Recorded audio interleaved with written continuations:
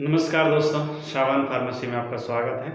आज हम नए बुक की फार्माकोग्नोसी बुक की पहला जो चैप्टर है इंट्रोडक्शन, उसकी बात करेंगे कि फार्माकोग्नोसी आखिरकार है क्या और फार्माकोग्नोसी किसे कहते हैं।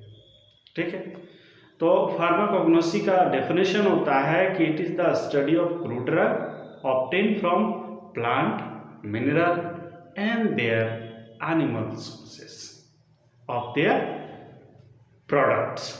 उसी के भाग को यूज किया जाता है, उसी की मान लीजिए कोई भी पार्ट को यूज की जाती है। फार्माकोग्नोसी को दो पार्ट में अगर बांट दी जाए तो एक होता है फार्माकोन और दूसरा होता है ग्नोसिस।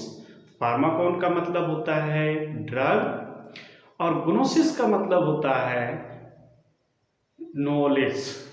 ठीक है, टू एक्वायर द नॉलेज भी कह सकते हैं। कोई कोई बुक लिखता है टू एक्वायर द नॉलेज और कोई कोई बुक लिखता है टू गेन द नॉलेज। ठीक है, तो दोनों का मतलब होता है कि ड्रग के बारे में जो जानकारियां हमें देती है, ठीक है, तो वो हम उसे फार्माकोग्नोसी के नाम से जानते हैं।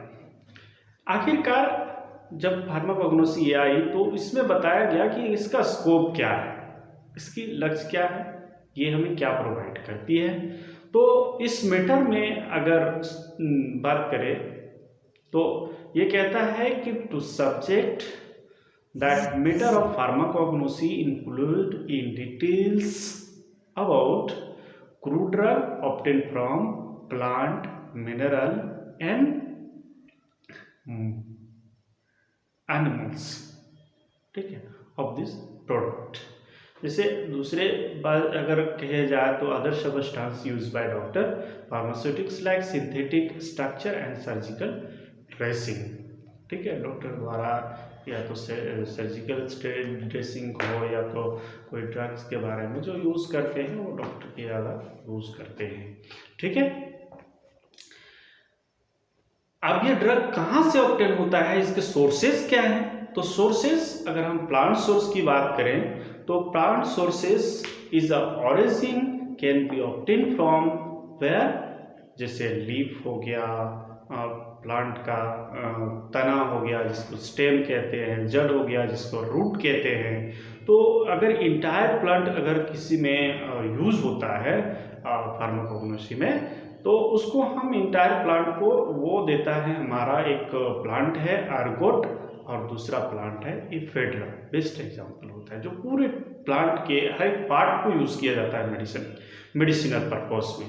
ठीक है, और दूसरे अगर हम बात करें सिर्फ प्लांट के पार्ट की, जो पत्ते अगर यूज़ करें, है ना, तो पत्ता में हमारा जो होता है वो सेना का लिप्स होता है, वो यूज़ होता है। नॉक्स या सीड की अगर बात करें तो सीड में हमारा नॉक्स वोमिका जो मेडिसिनल पर्पस के लिए यूज़ किया जाता है। ठीक है, और अगर कुछ हम निकालते हैं किसी भी प्लांट से, जैसे कि उसको छेदा कर देना, उससे गम वगैरह निकालना, उस तरह से ऐसे होते हैं कुछ प्रोडक्ट निकलता है, जैसे ताड़ में आप देखे होंगे जो ताड़ी बेचते हैं उन लोग निकालते हैं। तो उसी तरह से जिस तरह से अगर ऑब्टेन किया जाता है, उससे निकाला जाता है, तो उसको कहते हैं एक्सुडेशन ऑफ प्लांट। ठीक है, तो उस तरह से हमारा गम्स निकलता है जो कि अकासिया और अगारकैंथा के द्वारा गम्स निकलता है ना, और रेसिन निकलता है ना, और किसी प्लांट से। ठीक है, जिसको हम कहते हैं दूसरी अपनी जुबान में खोरंजी। ठीक है, और प्रोसेस जो होता है प्लांट का, जो अगर उसके फल की बात की जाए, फल की बात चाहे फ्रूट्स की बात किया जाए, तो आपने सुना होगा उनके फ्लावर जो रहते हैं उसको कहते हैं क्लोव, जिसको लॉन्ग फूल कहते हैं, और उसके फल की अगर बात करें तो ओपियम होते हैं, है ना, और ब्लैक कैचू वगैरह ऐसे रहता है। और अगर हम दूसरे में हमने पढ़ा था कि फार्माकोग्नोसी तीन चीज़ के बारे में हमें डिटेल्स जानकारी देता है। पहला होता है कि हमारा प्लांट के बारे में, दूसरा होता है एनिमल के बारे में, और तीसरा होता है मिनरल सोर्सेस के बारे में।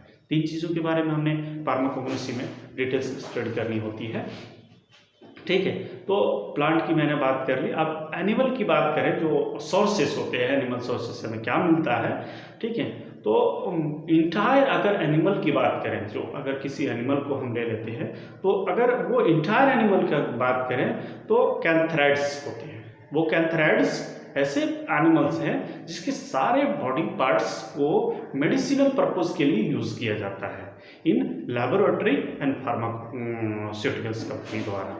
ठीक है, और अगर ग्रैनुलर सिक्रेशन के बारे में बात की जाए, है ना, तो किसी एक ऑर्गन के बारे में बात किया जाए, किसी भी एक ग्लैंडुलर, जैसे ऑर्गन में हमारा ग्लैंडुलर आता है, तो ग्लैंडुलर जहाँ से ग्लैंड हार्मोन्स वगैरह सिक्रेशन होते हैं, वो उसको कहते हैं। तो जैसे आप थायराइड्स को लेते हैं, जो T3 थायरोक्सिन हार्मोन को लिया जाता है, वो थायरोक्सिन हार्मोन एनिमल से प्राप्त किए जाते हैं। ठीक है, और जैसे आप पैनक्रियाज का एग्जांपल ले सकते हैं, जो हमारे बीटा सेल से इंसुलिन को सिक्रेशन करता है, वहाँ से हमें इंसुलिन एक्सक्रीट किया जाता है। अब एक्सट्रैक्शन प्रोसेस जो होता है वो एक और है, जो लीवर की, है ना, लीवर एक्सट्रैक्ट के, जैसे शार्क लीवर ऑयल्स जो होते हैं वो हमारे लीवर के लिए टेस्ट होता है, और उसको भी मेडिसिनल पर्पस के लिए यूज़ किया जाता है। तो पहले ये कहता है कि जो और हमने ये सब बारे बात की, जो पहले प्लांट का हो गया और एनिमल की होगी। अब हम मिनरल के बारे में बात करेंगे कि मिनरल में हमें क्या क्या चीज़ से कहाँ से उपलब्ध होता है। तो ये कहता है कि a number of like of drugs, है ना, जैसे चाल हो गया, है ना, क्वालिन हो गया, ठीक है, डायटोमिक हो गया, जो ऑब्टेन किया जाता है कहाँ से, हमें मिनरल से मिलते हैं। जहाँ से मिनरल आखिरकार क्या है, जो हमें नेचुरली ज़मीनी से मिलते हैं, ज़मीन से मिलते हैं, वहाँ से हमें प्राप्त किए जाते हैं। कुछ फलों से भी मिलता है, कुछ हमें जानवरों से भी मिलता है, एनिमल से भी मिलता है, लेकिन मेनली अगर बोला जाए तो raw material of the land से हमें मिलते हैं। ठीक है, और दूसरे सबस्टांसेस की अगर बात करें तो वो कहता है कि ऐसे सबस्टांसेस होते हैं जो डॉक्टर के द्वारा यूज़ की जाती है, फार्मासिस्ट के द्वारा, या तो डायरेक्टली या इनडायरेक्टली किसी दूसरे के द्वारा, जैसे हो गया कॉटन हो गया, सूचर हो गया, ड्रेसिंग हो गया, फ्लावरिंग हो गया एजेंट, और स्वीटनिंग एजेंट। जो स्वीटनिंग एजेंट में आप हनी को भी इस्तेमाल करते हैं। फ्लावरिंग एजेंट किसी भी देखते हैं, आपका दवा में आता है कि आपका फ्लेवर मिलेगा।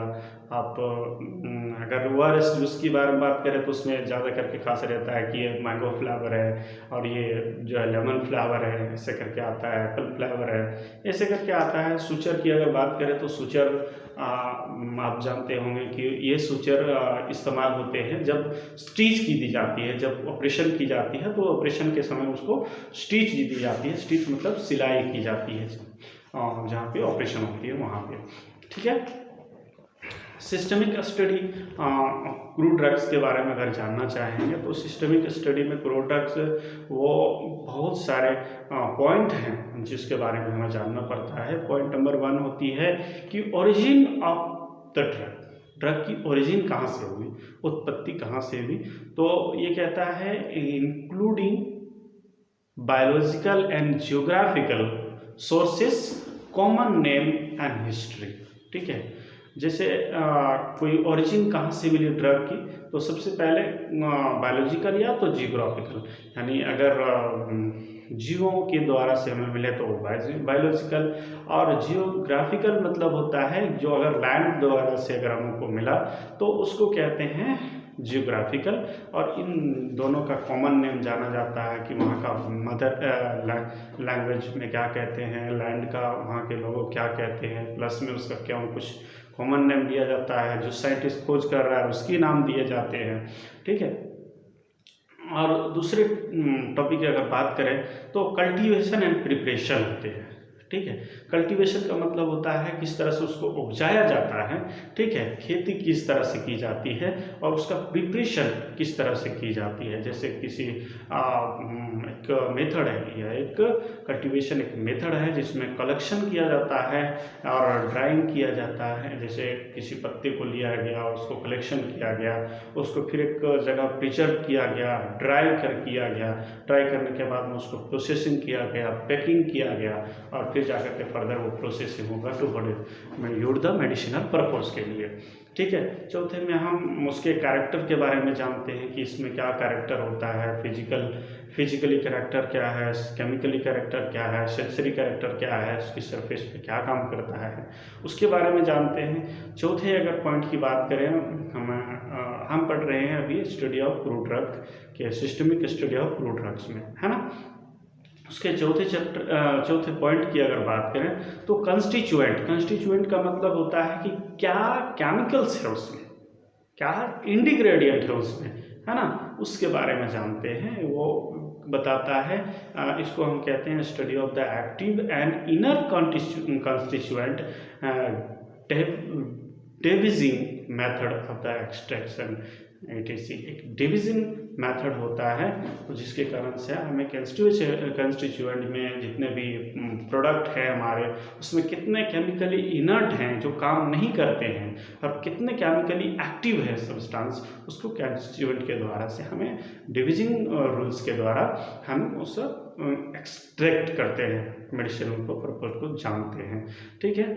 इवैल्यूएशन जो पांचवा हमारा टॉपिक है इसके बारे में, उसके बारे में जानेंगे तो ये कहता है, इसका डेफिनेशन होता है इवैल्यूएशन का, which involve quantity measurement based on the physical character and chemical constituent. कहते हैं कि इसमें हम इवैल्यूएशन में हम जांचते हैं कि हमारे जो दवा बनने हैं या तो हमको दवा जो बनानी है उसमें हमें मेडिकल कंस्टिट्यूएंट कितने हैं और हमें कितने चाहिए होते हैं, उसके बारे में इवैल्यूएट करता है, जांच की जाती है, उसको परखी जाती है कि कितने कंपोजिशन हैं और कितने हमारे एक्टिव मेडिसिन्स हैं, एक्टिव पार्टिकल्स हैं, उसको जांचा जाता है, इवैल्यूएट किया जाता है, ठीक है। और छठी जो हम इसके बारे में जानेंगे वो एडल्ट्रेंट का डेफिनेशन होता है कि विच आर एडेड प्रेडेंटली और या तो get added due to carelessness in collection और हैंडलिंग, ठीक है। इसमें हम एडेड किया जाता है, एडल्ट्रेशन का मतलब होता है एडेड फ्लैक्चुएंटली, हम किसी भी चीज़ को एडेड कर सकते हैं और एक शेप दे सकते हैं उसको।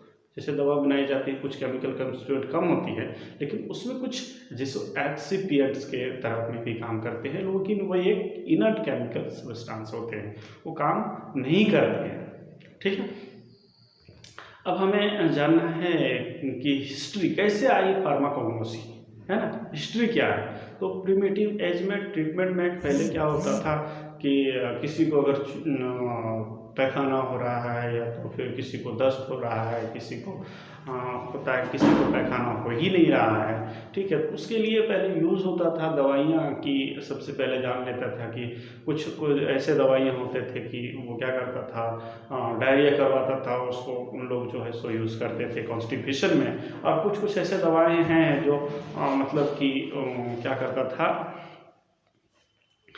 पहले जब तो उन लोगों को बुखार होती थी या तो फिर उसके लिए बुखार को जो कम कर देता था वो एंटीबायोटिक्स में यूज़ करते थे। इसी तरह से इस तरह से अपना ये डिजीज़ को ट्रीटमेंट करने के लिए किसी पत्ते को यूज़ करके, किसी को क्या जड़ों को यूज़ करके, किसी को मेडिसिन पर्पस, इस तरह से धीरे धीरे ये स्टार्ट हो गई।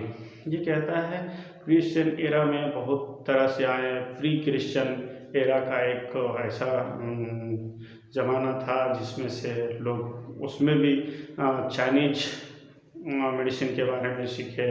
कुछ उसके बाद में आया हमारा जो है सो the Christian era effect Christ जो फार्माकोग्नोसी में हमें बहुत सारे इवेंट्स के बारे में बताया, ये कि जिसमें 35,000 लाख साल पहले, मिलियन साल पहले फार्माकोग्नोसी को आया। लेकिन कुछ ऐसे टर्म आते रहे और लोगों सीखते रहे। कुछ जो है इंटरेस्टिंग वो मैं बताऊँगा। Integrated system of medicine, indigenous system of medicine.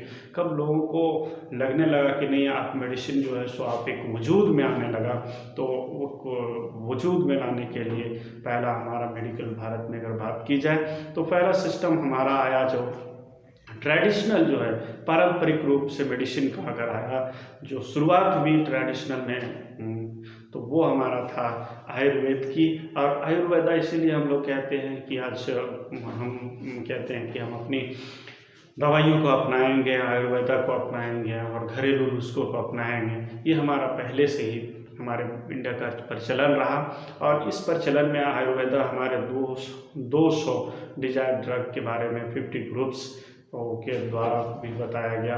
और दूसरे बाद में हमारी आई आयुर्वेदिक जब हो गई तो आयुर्वेदिक फॉर्मुलेशन की हुई, लगभग 70% जो है आयुर्वेदिक इसमें चला, जिसमें से सॉलिड फॉर्म्स में चूर्णा कहते हैं, पाउडर, वलिस्का जिसको दवा के रूप में जानते थे, नाश्या जो स्नब के बारे में जानते थे, और इसका विस्कस फ्लूइड जो आता, लिक्विड आता था वो हल्का जिसको पेस्ट कहते थे, और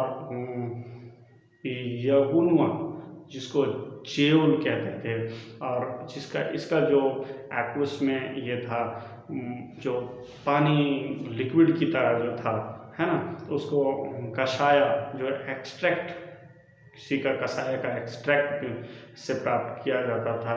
स्वारसा जो जूस के द्वारा से स्वारसा का मिक्स करके उसको निचोड़ करके और ये जूस बनाया करते थे।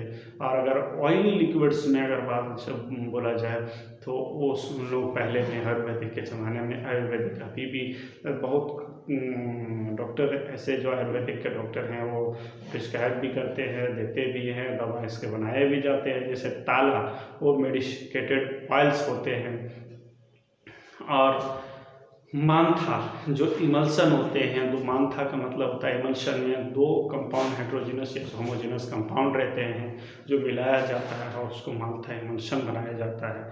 स्पिरिट जो होता है, अगावा को जो होता है टिंक्चर कहते हैं हम लोग अभी, और रिस्टा जो फेनामिंट ये होता है। तो उसके बाद में दूसरे हमारे देश में दूसरा जो डिग्री दी गई वो हमारा यूनानी था। यूनानी सिस्टम जो डेवलप कहाँ हुआ, वो अरब में डेवलप हुआ, और ये कंट्रीब्यूशन होता गया मेडिसिन की आयुर्वेदिक में।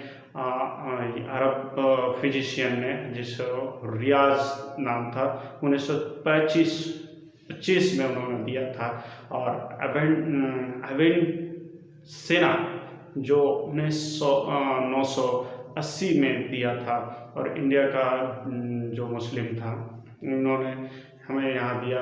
यूनानी मेडिसिन इंट्रोड्यूस किया, जो आयुर्वेदिक सिस्टम है और यूनानी सिस्टम है प्रैक्टिस करके ऑपरेशन कंडीशन और इंडियन का सब कॉन्टिनेंट बना। इसी के साथ यूनानी सिस्टम हमारे देश में चलने लगा, और सीधा आया कुछ दिन के बाद में, जो 3000-5000 से लेकर के 3000 साल पहले आया, है ना। उसके बाद में एलोपैथिक भी हमारे धीरे धीरे देश में फैलता गया, और अभी एलोपैथिक के बारे में हम बहुत ज़्यादा हमारी देश डिपेंड हो चुकी है, और ख़ास के बोला जाए हर चीज़ की सुविधाएं भी बढ़ चुकी है। अगले वीडियो में हम दूसरे आपको चैप्टर के बारे में बताएंगे, जिसमें ड्रग और टेक्निकल प्रोडक्ट, या तो फार्मास्यूटिकल्स एड्स, या तो फिर drive from plant and animal से जो सब्सटेंसेस निकाले जाती हैं उसके बारे में बताएंगे। हमारे चैनल को लाइक करें, सब्सक्राइब करें और बेल आइकन को प्रेस करें, ताकि हमारी अगली वीडियो, नेक्स्ट वीडियो आपके साथ में जल्दी पहुँचे। तब तक के लिए have a nice day, bye, thank you very much, have a nice day.